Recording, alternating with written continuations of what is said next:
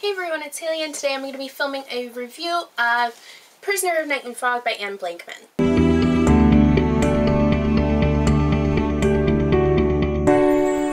So before I get into the review, I wanted to let you guys know what I am reading. So right now I am reading Me and Earl and the Dying Girl by Jessie Andrews. This wasn't on my TBR, but I needed something short, so I decided to pick this up, and I'm only 10 pages in. Haven't read much today. After this video I will. And I'm also reading Clockwork Prince by Cassandra Clare, but I'm mostly listening to this on audiobook. So now that that's out of the way, let's get into the review. So Prisoner of Night and Fog is a historical fiction that takes place in Germany in 1930 when it is on the brink of World War II. It follows the story of Gretchen Mueller, who is Hitler's niece and his little sweetheart. Gretchen is 17 at the beginning of the story, and she firmly believes in what Hitler preaches. She thinks that he is right. She believes that the Nazis should be in power and that they are the best thing for Germany.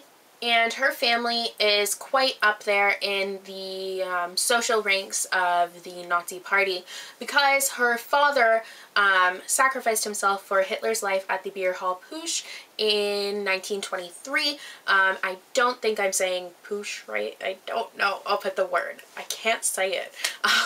But yeah, so the story really takes a turn when Gretchen meets Daniel Cohen, who is a Jewish reporter.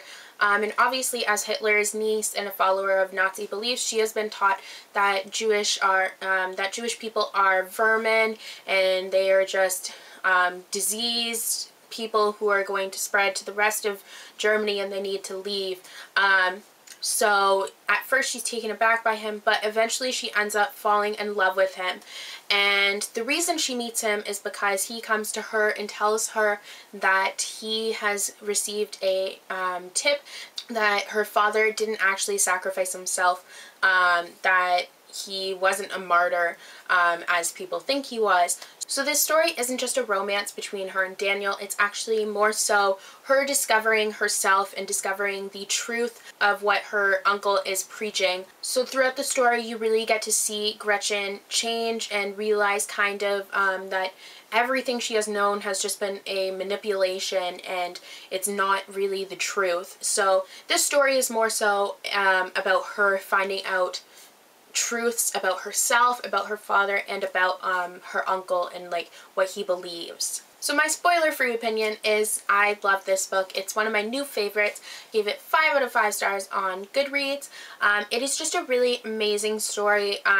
Historical fiction is a really hard genre to write, and I'm not an expert in history. I do know a fair bit. History is my minor, but I'm not really an expert, so there could be some historical inaccuracies in this book, but I don't really notice them. And I think that's a really big thing with historical fiction. A lot of people don't like the book because it's not accurate, but for me, I thought it was accurate. I thought it was really well written. It was just a really interesting and intriguing story, and Anne Blankman really took on a daunting task with including Hitler as a character in the story, because Hitler is someone who everyone knows. I mean, everyone knows who he is, what he did, and he's just such a prominent person in history that I think it's like it's really hard to kind of like write him into a story, because like just so many people know who he is and like know everything about him that one flaw will like ruin the story because people will pick it out. But I think she did an excellent job with her portrayal of Hitler. You got kind of the feeling that he was like a little bit crazy. He wants what he wants. He's like, you just get, when you think of how Hitler is, you just got exactly that in the story. So for that reason it was very good. And also Gretchen was a really strong, dynamic character. And I really liked that.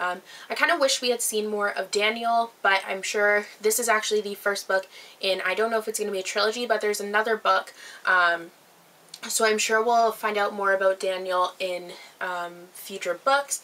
But I thought it was really interesting because this probably happened to quite a few people at the time in like real life. They were firm believers in the Nazi belief, and then they kind of realized all the things that were wrong with it, and it kind of, their eyes opened to the truth about what they have been preaching and what they have been believing in. And I think that's a really interesting concept to kind of write around, especially with a child, not child, but, well, a 17-year-old who is still trying to find herself, and then she realizes everything that she has believed and her family has believed has just been completely wrong. Another interesting aspect of the story was the fact that there is some psychoanalysis in it. So Gretchen meets a psychoanalyst, and you find out more about kind of like the actual scientific like study of Hitler, and I think that's a really interesting thing to include in the story. So overall, I really loved this book.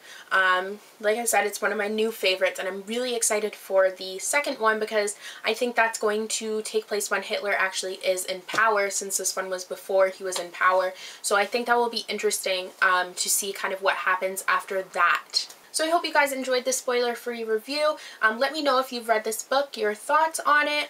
If you haven't, I definitely recommend that you read it. It's a great historical fiction. And yeah, don't forget to subscribe, and I'll see you guys in the next video. Bye! This must be love.